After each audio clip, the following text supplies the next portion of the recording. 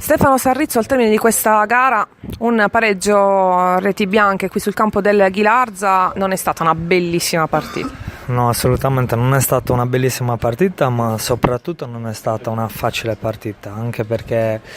ci siamo ritrovati di fronte a una squadra comunque preparata,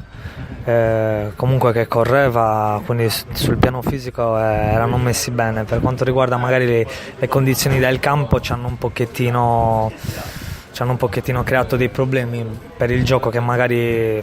siamo abituati a sviluppare, però abbiamo avuto, c'è da dire la verità, che abbiamo avuto molte occasioni, 2 o 3 occasioni al primo tempo importanti e anche al secondo 2 o 3 palloni di nuovo che se la mettiamo dentro magari la partita cambia e magari riusciamo a strappare i 3 punti fuori casa. Ma Torres non è riuscito a sfruttare una delle sue armi più importanti, la corsa sulle fasce, è quella zona del campo dove tu da una parte, Diouf o Fideli dall'altra riescono a mettere in difficoltà chiunque. Sì, proprio questo, anche perché ripeto, oggi purtroppo il campo non ci ha aiutato, era un campo molto pesante, anche non faceva neanche giocare tanto palla rasoterra perché il pallone se ne andava un po' per i fatti suoi, in più essendo pesante non ti permette la gamba di andare, siccome eravamo fuori casa ci siamo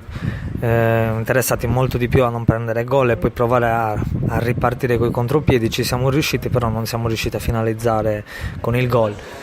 Comunque penso che comunque la squadra abbia fatto un ottimo lavoro, ripeto, peccato perché non siamo riusciti a strappare la vittoria, viste le occasioni, a differenza dell'altra squadra che ne abbiamo avuti di più noi, però